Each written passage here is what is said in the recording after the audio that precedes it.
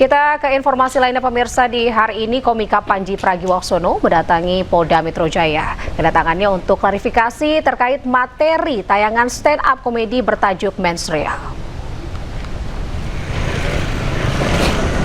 Panji datang bersama penasihat hukumnya Haris Azhar. Ia menyambangi Polda Metro Jaya untuk klarifikasi atas laporan yang dilayangkan pada materi stand up-nya bertajuk Mensreal.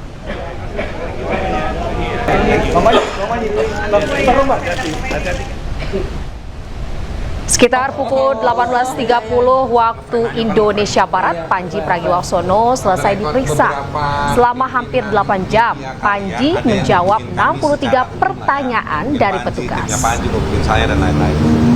Panji dan tim lawyer sudah selesai pemeriksaan undangan klarifikasi. Tadi mulai kurang lebih dari jam 10.30 lewat, ada 63 pertanyaan, lalu dipertunjukkan kepada Panji diperlihatkan video-video dari akun-akun, kira-kira saya bilangnya potongan-potongan video dari akun-akun bukan Netflix terkait dengan sejumlah potongan atau yang memuat pernyataan-pernyataan Panji di dalam pertunjukan Mensreal. Pertunjukan video dan video yang ditanyakan yang memuat pernyataan-pernyataan dari Panji terkait dengan babakan soal, ini istilah dari saya ya, soal sholat, lalu juga soal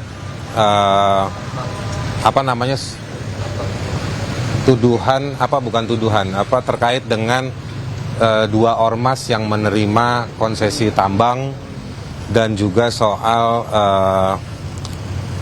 di Jawa Barat yang di sana. Tapi kalau balik ke yang laporannya hanya soal penistaan agama. Nah, tadi ada 4 pasal yang disampaikan oleh polisi, pasal 300, pasal 301, pasal 242 dan juga pasal 243. Ya, saya tadi menjalani prosesnya, saya coba untuk jawab pertanyaan dari polisi sebaik mungkin. Saya ada pada posisi tidak merasa melakukan penistaan agama.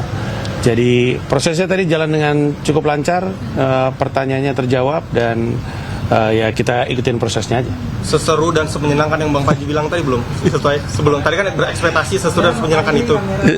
Seseru ya, akhirnya capek lah AC. Ya, intinya prosesnya berjalan dengan lancar. Saya nggak punya deskripsi yang lebih tepat itu menggambarkannya, kayaknya kurang tepat juga untuk digambarkan seru. Pokoknya saya ikuti aja prosesnya dari awal sampai akhir. Sempat tadi break sebentar untuk ibadah, tapi sisanya berjalan dengan lancar. Dan pemirsa, selengkapnya mengenai pemeriksaan Komika Panji Pragiwaksono sudah ada jurnalis iNews Ismalia Meidasari di Polda Metro Jaya. Selamat malam Ismalia. Apa poin penting yang dari pemeriksaan Komika Panji Pragiwaksono hari ini yang Anda dapatkan informasinya di sana?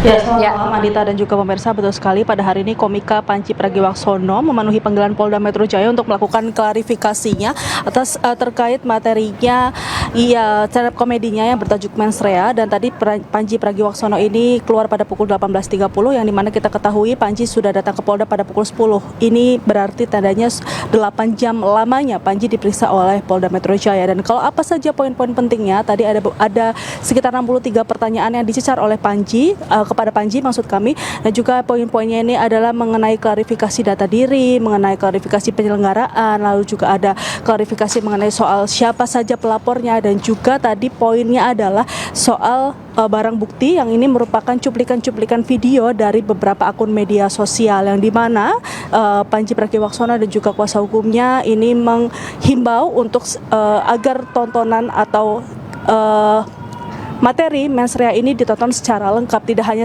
sebatas potongan-potongan saja, dan Panji berharap bahwa polisi bisa mengklarifikasi atau membantu mengklarifikasi atas tuduhan-tuduhan yang dituduhkan kepada Panji Pragiwaksono. Dan juga tadi ada beberapa pasal yang disangkakan kepada Panji Pragiwaksono. Ini ada 4 pasal, namun saya bisa sampaikan ada 2 pasal, yakni pasal 300 KUHP dan juga pasal 301 KUHP yang merupakan penistaan agama dan juga penghasutan. Ini juga yang tadi disangkakan oleh Panji Pragiwaksono. Anita dan juga pemirsa, seperti yang kita ketahui dalam kasus ini sudah diperiksa beberapa saksi, yakni ada 10 saksi, 2 diantaranya merupakan opener dari stand up komedi yang bertajukan mens rea, dan Panji akan selalu terbuka untuk berdialog dan juga berharap bahwa kasus ini bisa selesai dengan baik dan sesuai dengan hukum. Kembali ke Anda, Anita.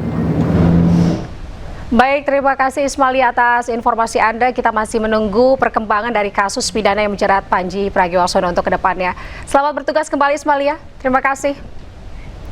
Pemirsa, KPK tangkap hakim, ketua, dan wakil ketua Pengadilan Negeri Depok, serta 1 orang jurusita pengadilan. Informasinya sesaat lagi, tetaplah di iNews Prime.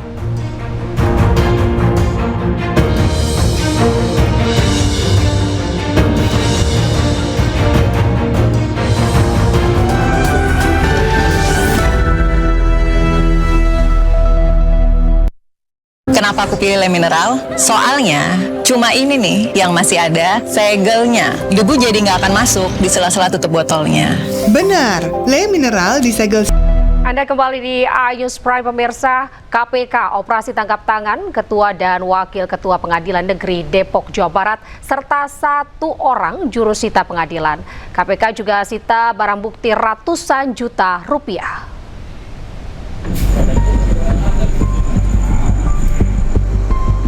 Lagi-lagi operasi tangkap tangan dilakukan oleh KPK.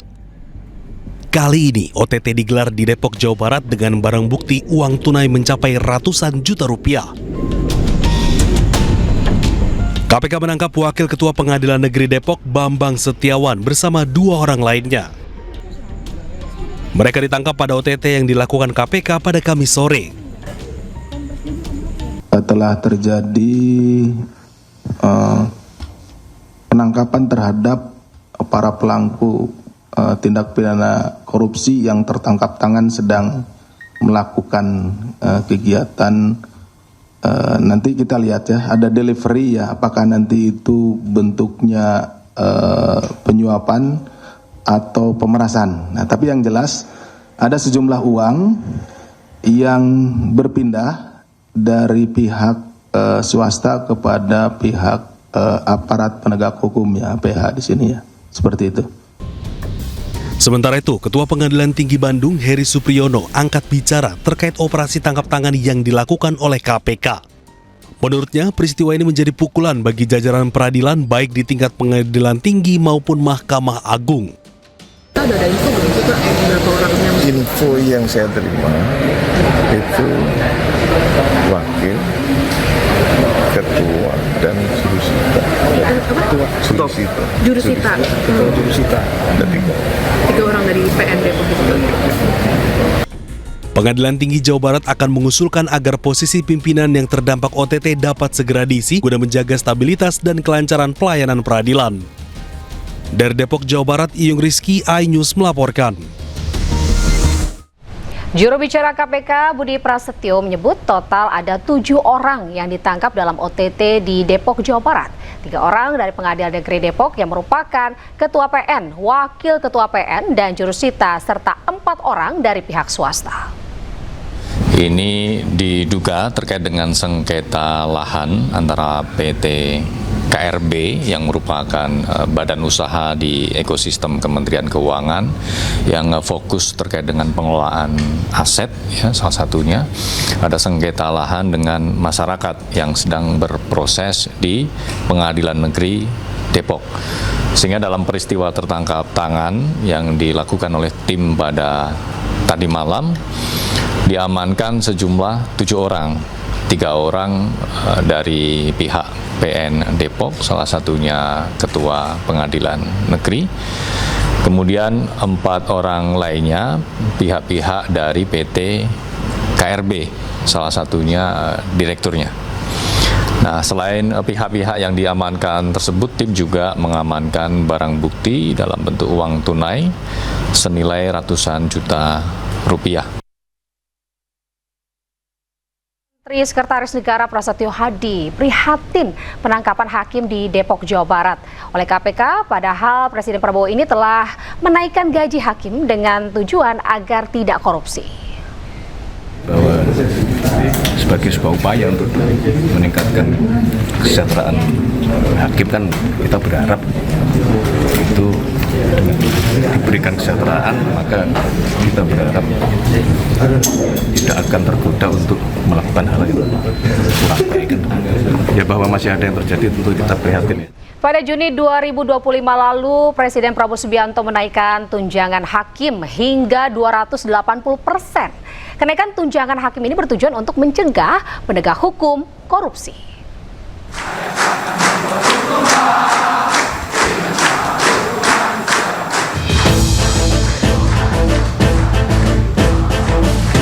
Juni 2025 lalu, Presiden Prabowo Subianto mengumumkan kenaikan gaji hakim saat menghadiri acara pengukuhan hakim di Mahkamah Agung.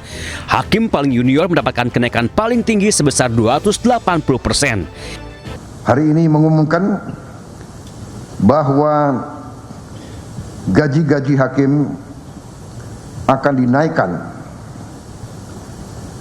demi kesejahteraan para hakim dengan tingkat kenaikan bervariasi sesuai golongan, di mana kenaikan yang tertinggi mencapai 280%.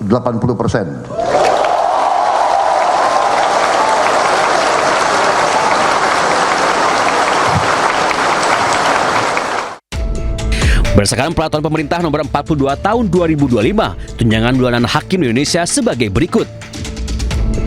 Ketua Pengadilan Kelas 1 ada 1B mendapatkan tunjangan sebesar 69,6 juta hingga 79 juta rupiah. Sementara Wakil Ketua mendapatkan tunjangan sebesar 65,8 juta hingga 71,8 juta rupiah. Dan untuk hakim mendapatkan tunjangan sebesar 51,3 juta rupiah hingga 63,7 juta rupiah.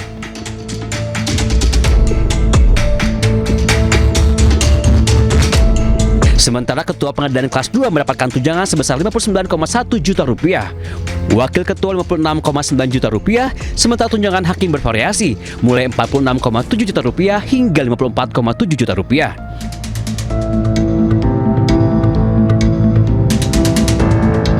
Untuk tunjangan hakim di pengadilan tinggi bervariasi mulai 95,5 juta untuk hakim madya utama hingga 110,5 juta untuk ketua pengadilan tinggi.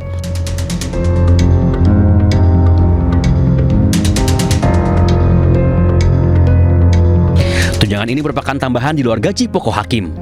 Kenaikan tunjangan hakim ini merupakan langkah Presiden Prabowo Subianto untuk mencegah korupsi di penegak hukum.